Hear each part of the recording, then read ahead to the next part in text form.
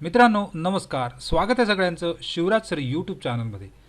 अप्रेंटिसशिपबाबत आता online registration कशा प्रकारे करायचं आहे याचे व्हिडिओ बनवलेच होते, तर त्याची लिंक खाली डिस्क्रिप्शनमध्ये देत आहे। तर अप्रेंटिसशिप प्रोफाईल बनवताना किंवा अपडेट करताना कोणती काळजी घ्यायची आहे ती सुद्धा या व्हिडिओमध्ये बघणार आहोत। आणि ज्या चुका होतात जेणेकरून तुम्हाला ह्या चुका झाल्यानंतर अप्रेंटिस मिळताना अडचणी निर्माण होतात ते सुद्धा या व्हिडिओमध्ये बघणार आहोत। तर ऑनलाईन रजिस्ट्रेशन करताना या मिस्टेक टाळायच्या आहेत तर तुम्हाला अप्रेंटिसशिप नेमकी अप्रेंटिसशिप चांगल्या प्रकारची मिळणार आहे। तर जाऊ डिटेल्स व्हिडिओकडे। तोपर्यंत तुम्ही चॅनलवर नवीन असाल तर सबस्क्राईब करा, ऑल नोटिफिकेशनला क्लिक करा, म्हणजे तुम्हाला सगळ्या नोटिफिकेशन मिळत जाते। रोजच्या अपडेटसाठी तुम्ही टेलिग्राम आणि व्हॉट्सअप चॅनलला जॉईन करू शकता। सगळ्या लिंक खाली डिस्क्रिप्शनमध्ये दिलेल्या आहेत। आता अप्रेंटिसशिप रजिस्ट्रेशन करताना डॉक्युमेंट्स काय काय लागतात त्याचा व्हिडिओ बनवलेला आहे। तरीसुद्धा ईमेल आय डी तुमचा लागतो, मोबाईल नंबर लागतो, नंतर ITI सीट नंबर किंवा PRN नंबर त्याला म्हटले R टाकून टाकायचा आहे। SSC मार्कशीट लागतं, हे सगळे PDF मध्ये लागतात।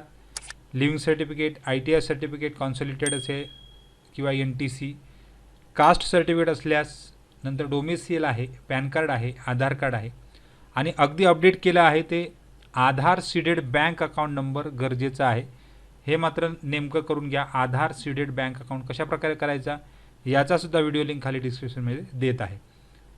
नंतर सिग्नेचर JPG आणि फोटो तुमचा जनरली आधार कार्डचा सुद्धा घेतो किंवा तुम्ही स्वतः फोटो अपलोड करू शकता, JPG मध्ये टाकायचा आहे। आणि अदर सर्टिफिकेट जर तुमच्याकडे असतील तर त्या ठिकाणी टाकायचे आहेत। ह्या बेसिक गोष्टी तयार करून ठेवा मोबाईलमध्ये, म्हणजे तुम्हाला 1-5 मिनिटात रजिस्ट्रेशन कंप्लीट होतं। तर ही प्रोसेस कशी आहे त्याच्याबद्दल व्हिडिओ टाकलेलाच आहे, लिंक खाली डिस्क्रिप्शनमध्ये देत आहे। आता मिस्टेक कोणत्या होतात किंवा चुका कोणत्या होत्या तर या ठिकाणी बघू। तर पहिलं चूक म्हणजे या ठिकाणी 10वीचे मार्क्स तुम्ही बेस्ट ऑफ 5 टाकता आणि पहिली चूक करता, इथे तुमचा मेरिट लागल्यानंतर प्रॉब्लेम होतो। तर सगळ्या मार्कांची बेरीज करायची, जेवढे सब्जेक्ट तुम्हाला 10वीचे आहेत, जनरली 6 सब्जेक्ट असतात, तर 6 सब्जेक्टचे मार्क्स ॲड करायचे आहेत आणि मग पर्सेंटेज काढायचं आहे किंवा ती टोटल टाकायची आहे।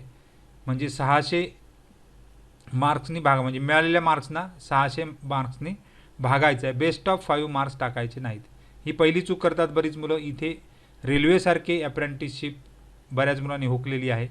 SSC मार्क्स टाकताना फक्त बेस्ट ऑफ 5 टाकले, किंवा त्याचबरोबर MSCBची जॉबसुद्धा हुकलेला आहे बेस्ट ऑफ 5 मार्क्समुळे। त्यामुळे ऑल सब्जेक्ट मार्क्स म्हणजे 600 पैकी मार्क्स किंवा 750 असतील 750 पैकी मार्क्स जे काय तुमचे मार्क्स असतील ते त्या ठिकाणी टाकायचे आहेत। मॅक्झिमम आता 600 पैकी मार्क्स असतात आणि त्यानुसार पर्सेंटेज काढायचे, मिळालेल्या मार्क्स भागिले 600 गुणिले 100 आणि ते टाकायचं आहे। दुसरं म्हणजे 2 वर्षाचा ट्रेड। आता 1 वर्षाच्या ट्रेडला काही येत नाही इशू, तर 1 वर्षाचं डायरेक्ट तुम्हाला मार्क्स टाकता येतात। परंतु 2 वर्षाचे ट्रेड असेल तर मुलं या ठिकाणी चुका करतात। तर कॉन्सॉलिडेटेड मार्कशीट जे तुमचं मिळतं त्यानुसारच ॲव्हरेज मार्क्स टाकायचे आहेत।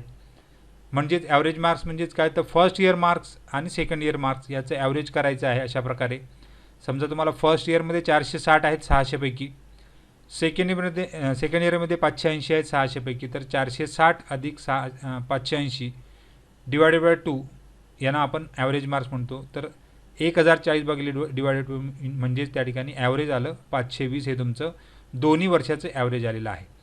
आता ॲव्हरेज मार्क कधी कधी टाकावे लागतात, त्याचबरोबर पर्सेंटेज काढावं लागतं। तर ॲव्हरेज मार्क जे आहे दोन्ही वर्षाचं डिवायडेड बाय 600, म्हणजेच हे सुद्धा ॲव्हरेजच झालं, कारण दोन्ही वर्षाचं ॲव्हरेज 600 600 1200 भागिले 2 म्हणजे 600 झालं। तर 600 ॲव्हरेज मार्क्स भागिले 600 इंटू 100 म्हणजेच 520 हे ॲव्हरेज आहे, आणि 600 गुणिले 100 म्हणजे एकूण पर्सेंटेज तुमचं 86% एवढं झालं। तर ह्या चुकासुद्धा बरीच मुलं करतात आणि इथे तुमचं मार्क्स म्हणजे मेरिट जाण्याची शक्यता असते। कारण बऱ्याच कंपन्यांमध्ये 10वीचे मार्क्स 50% आणि ITIचे मार्क्स 50%, म्हणजे 10वीला समजा तुम्हाला 86% आहेत, ITIच्या 86% आहेत, तर दोघांचे 50% करून या ठिकाणी मेरिट लावलं जातं। त्यामुळे या चुका टाळायच्या आहेत। तर या महत्त्वाच्या चुका होतात। त्याचबरोबर सेंट्रल गव्हर्नमेंट जर तुमच्याकडे कास्ट सर्टिफिकेट नसेल तर ती फॅसिलिटी मिळत नाही। त्यामुळे कास्ट सर्टिफिकेट हे सेंट्रल गव्हर्नमेंटचं बनवून घ्या, जे तुमचं NT ST STSC आणि OBC EWS अशा प्रकारचे 4 कास्ट आहेत त्या ठिकाणी, आणि ओपन। तर कास्ट सर्टिफिकेट हे जे आहे ते आपल्या महाराष्ट्रातले कास्ट सर्टिफिकेट चालत नाही, तर सेंट्रल गव्हर्नमेंट कास्ट सर्टिफिकेटचा फॉर्मॅट असतो तेच कास्ट सर्टिफिकेट त्या ठिकाणी व्हॅलिड असतं आणि तेच त्या ठिकाणी टाकायचं आहे. म्हणजे तुम्हाला कास्ट सर्टिफिकेटचा जो इश्यू असतो आणि त्याच्यावरनं सुद्धा बरेच फॉर्म रिजेक्ट होतात.